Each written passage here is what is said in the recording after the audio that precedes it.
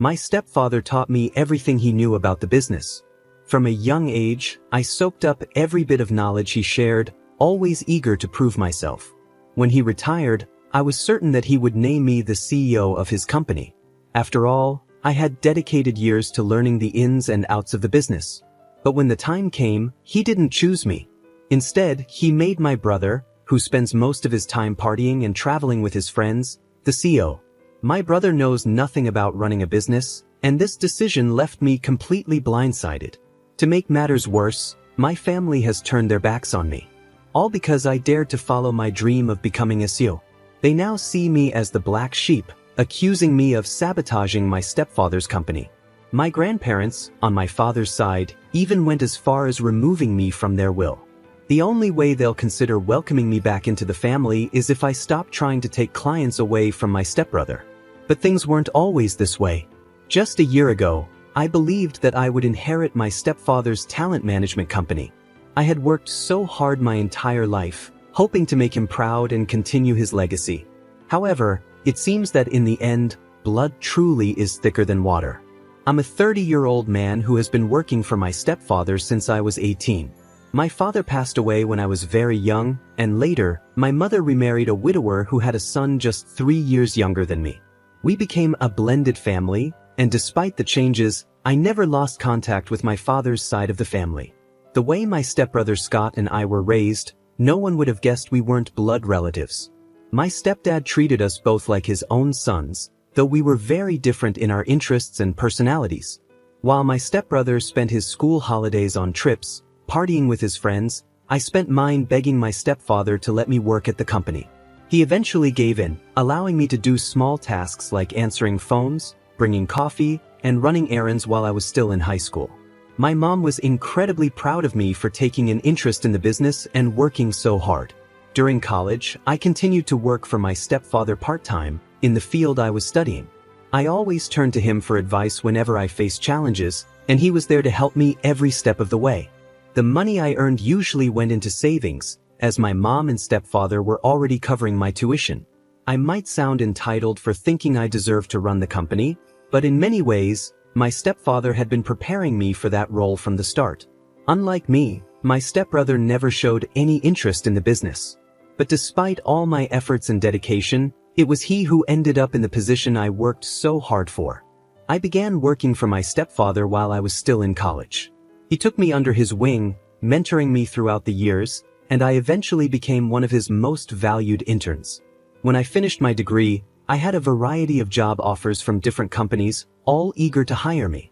But despite these tempting offers, I chose to stay with the family business. I couldn't bring myself to leave behind everything I had worked for and the people I cared about for a more comfortable job elsewhere. In hindsight, I should have taken the best offer and walked away because what I ended up doing was setting myself up for disappointment.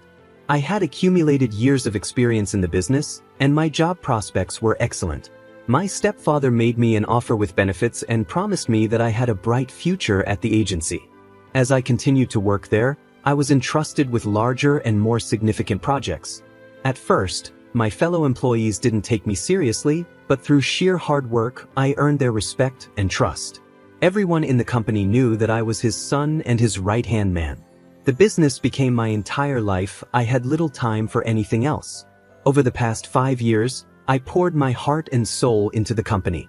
I started from the bottom, and my stepfather was always fair, ensuring that I genuinely earned every promotion I received. As my position within the company grew, he began to seek my advice on business matters. Before long, I knew all of the company's trade secrets, every single client, and even our competitors. I was a key player in closing deals, and I quickly became one of the top managers in just 5 years. Then, my stepfather announced his retirement, which meant that the position of CEO would soon be available. Everyone, including my mother, believed that I would be the one to take on this role, given the success I had brought to the company. I was ready for the opportunity. My stepfather had even hinted that I was moving up in the company for quite some time. But when the moment came, he shocked everyone by naming my stepbrother as the new CEO candidate. I felt utterly betrayed, as did many others who had witnessed the hard work I had put in.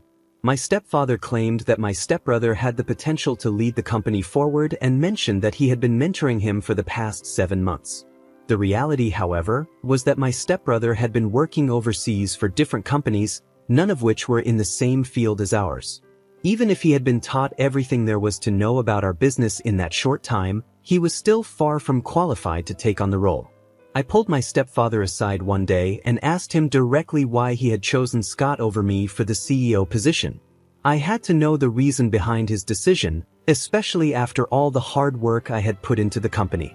He looked at me and said that while I was a good employee, I still had a lot to learn before I could become a leader. His words stung, so I asked him if his decision had anything to do with the fact that Scott was his biological son, and I wasn't. That question seemed to set him off. He got angry and started questioning whether he had ever treated me like I wasn't his son. He essentially told me to grow up and stop acting like he owed me anything. The conversation left me feeling empty, like I had been wronged in a major way. Even some of the other employees believed that my stepfather had made the wrong choice. If I were just another employee who had worked at the company for years, I might have accepted it, but it felt completely unfair that the rest of us had to start from the bottom while Scott was handed everything on a silver or rather, gold platter. I couldn't wrap my head around it. I had done everything right. I brought in the best clients, sacrificed my social life, and even gave up holidays just to be mentored by him. I felt like he had misled me, making me believe that I was being groomed for something greater. I had taken every compliment to heart, believing that I had a bright future ahead in the company. But in my mind, that future was supposed to be at the top, not working under someone with zero experience. As the reality of the situation sank in, I saw things for what they truly were. He had lied to me, creating the perfect employee who would never leave the company. For a man who prided himself on his ethics, it became clear to me that he had none. He had practiced blatant nepotism, appointing my stepbrother as CEO the moment the opportunity arose. Right after the news broke, I called my mom to tell her what had happened. I was hurt and needed her support. But instead of the empathy I was hoping for, she told me that it wasn't the end of the world and that other opportunities would come my way. She even asked me to support Scott and help ensure his transition into the company was smooth. Her response left me with a sinking feeling that she had known all along about the plan to leave me out in the cold. In that moment, I wanted to quit on the spot. I was bitter and felt robbed of what I believed was rightfully mine. But I knew I had to be smart about it. I wanted my departure to leave a mark, to make them feel the loss. So I stayed. I watched as my stepbrother stumbled through his new role, making a mess of the company. I bided my time, waiting for the right moment to make my exit, one that would hurt them the way they had hurt me. I tried to give my stepbrother advice whenever I saw him heading in the wrong direction, but he always reminded me that I was in a lower position. Word spread quickly among the employees, and most of them were already unhappy with how he was treating them. During this time, I was quietly making plans to start my own company, even as I began to steal clients right from under their noses. My stepfather was hardly ever in the office, and my stepbrother struggled with even the simplest tasks. They didn't notice how bad things were because I was constantly picking up the slack for him. Despite my anger, that company meant a lot to me, which is why I wanted it all. My goal was for them to eventually beg me to buy the company from them, but I knew that could only happen if I was on the right track. So, I continued to put in my hours at the office while spending even more time working on the paperwork to start my own company. I had a friend in the HT department of my brother's company, and I asked him to find a loophole that would allow me to quit without serving a notice period. It turned out that my contract was coming up for renewal soon, so all I had to do was refuse to renew it. After months of careful planning, I secured an investor, and my plan to start my own company was set in motion. I knew the clients inside and out, and when I left, they followed me because they trusted my expertise. They had seen how well I handled things and didn't trust my brother, who was already making a mess of everything. Not to boast, but I was seen as something of a prodigy in the industry, while my stepbrother was just starting to fumble right out of the gate. The day I handed in my resignation, my contract had just expired, and coincidentally, my stepfather was in the office to check on the company. They were both stunned when I handed in my resignation. They immediately tried to make me a counteroffer, hoping to keep me from leaving. My stepfather even went so far as to offer me the position of co-CEO alongside his son, but I refused.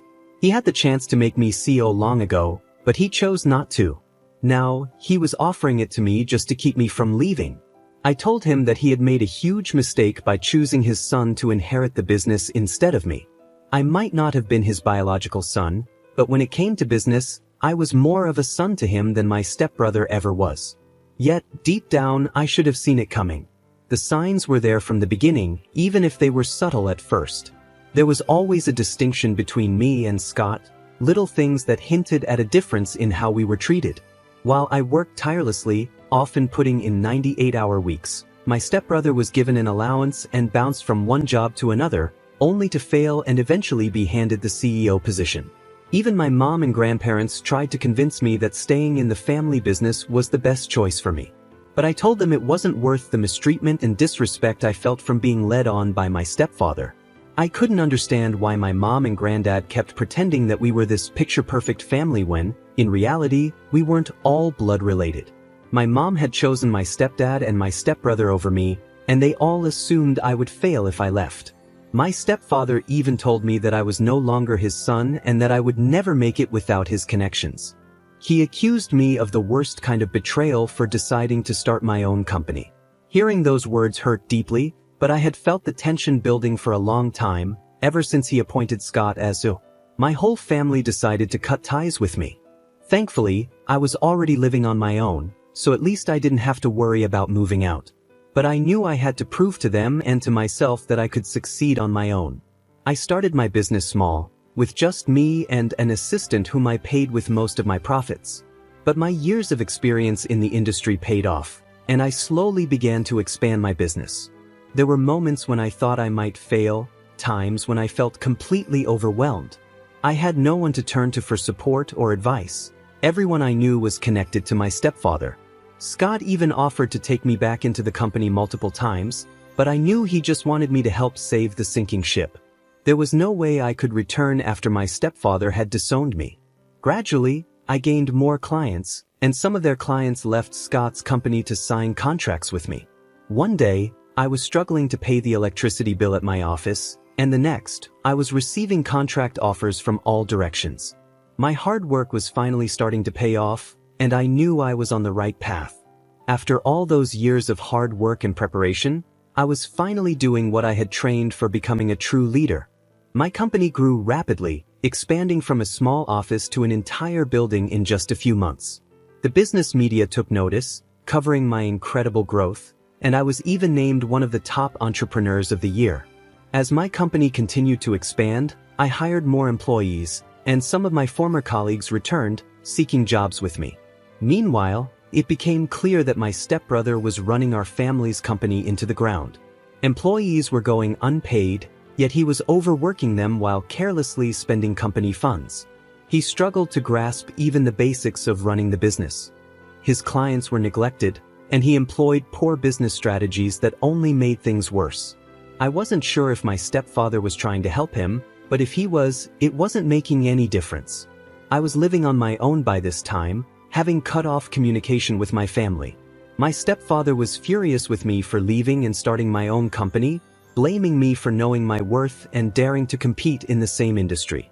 Despite being retired, he still held significant influence in the industry and tried to sabotage me by spreading negative rumors.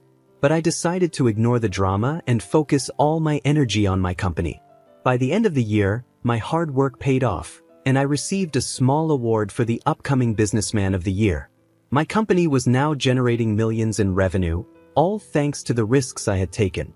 It was a proud moment, knowing that I had built something successful on my own terms. Recently, my grandparents from my father's side reached out to me. They live out of town and weren't fully aware of the situation. It seemed that my stepfather had given them his version of events, likely skewed to make himself feel better. When we met, they asked why I was ruining the family company instead of helping it. I explained the situation with the CEO position and how things had unfolded, but they dismissed my concerns, saying I was just being petty. They then gave me an ultimatum, as if I owed them an answer. They told me that if I let go of my business and returned to work for my stepbrother's company, they wouldn't disown me as well. I stood my ground and told them I would never give up being my own boss or stop pursuing my clients, even if it meant further estranging myself from the family. I knew I had made the right choice, and I wasn't going to let anyone take that away from me. I swore that I would make them regret the way they treated me, and I could already sense their rejection. When I refused to cooperate with their demands, they informed me that I was being removed from their will. Their estate is worth millions, and inheriting that money would have set me up for life. But I knew that no amount of money was worth sacrificing my own happiness. I told them they could keep their money because I didn't need it. If my business continued on the path it was on, I would keep swimming in cash. Even if I were only making a modest income, I would rather earn it through my own hard work than rely on their inheritance. I do what I do because I love it, and my passion for the business is what drives me every day. The money is just a bonus. Since that conversation, I've noticed that they, too, have joined the rest of the family in cutting me off. They've blocked me, but I don't care what they think or say about me. I am independent and successful because of my own sacrifices. Nothing was handed to me. I had to prove myself every step of the way, and I will continue to do so. In my opinion, starting my own company was the right decision, and the fact that my stepbrother's company is now at risk of failing is not my fault. They all made their choices, and now they have to live with the consequences. I know that my success bothers them, and I'm happy about that because it's the best kind of revenge. I've moved on with my life, and this is the last time I will ever talk or think about them. As for the story, I completely agree with the original poster, OP. OP deserved to be the CEO, and I don't blame him at all for the path he chose. He started his own business, and now his father and stepbrother are upset, but they brought this on themselves. What do you think? Was OP right to go his own way, or should he have stayed with his family and waited for the CEO position after his brother inevitably failed? Share your thoughts in the comments below. Story 2. Over the weekend, a 25-year-old woman, went to a dinner with some of my dad's relatives.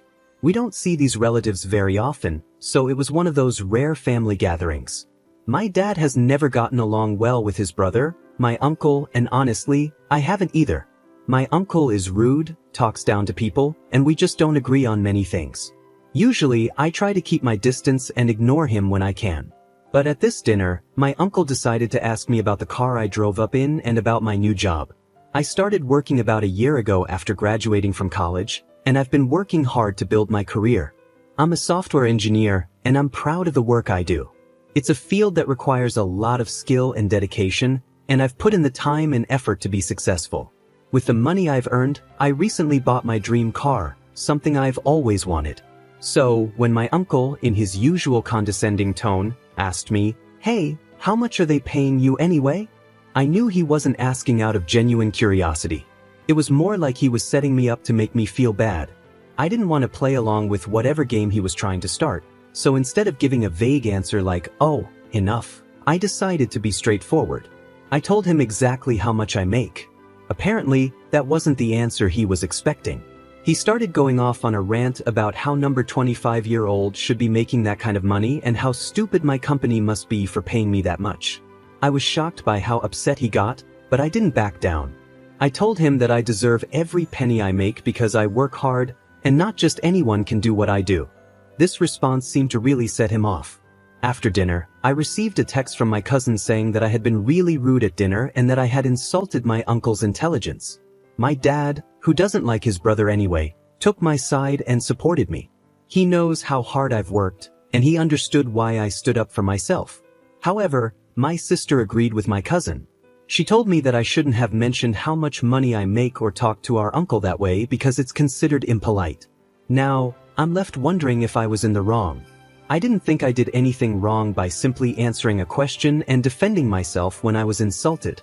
But the reaction from my cousin and sister has made me second-guess my actions. Am I the one at fault here? Honestly, I don't think I'm the bad guy in this situation. There was one comment I read online that really stuck with me. Not the a-hole. He asked a question, you answered. He insulted you, and you defended yourself. Don't dish it out if you can't take it. That's exactly how I feel. My uncle started this whole thing by asking about my salary in a way that wasn't respectful. I just responded honestly, and when he insulted me, I stood up for myself. So, what do you all think? Did I go too far by telling my uncle how much I make and defending myself when he got upset? Or was I right to stand my ground? Let me know in the comments below. I read every single comment and appreciate all your opinions. That's all the stories I have for you today. If you're new to the channel, make sure to smash that subscribe button. Revenge Online will see you tomorrow with more stories. And remember, it's cool to be kind. See you guys in the next video.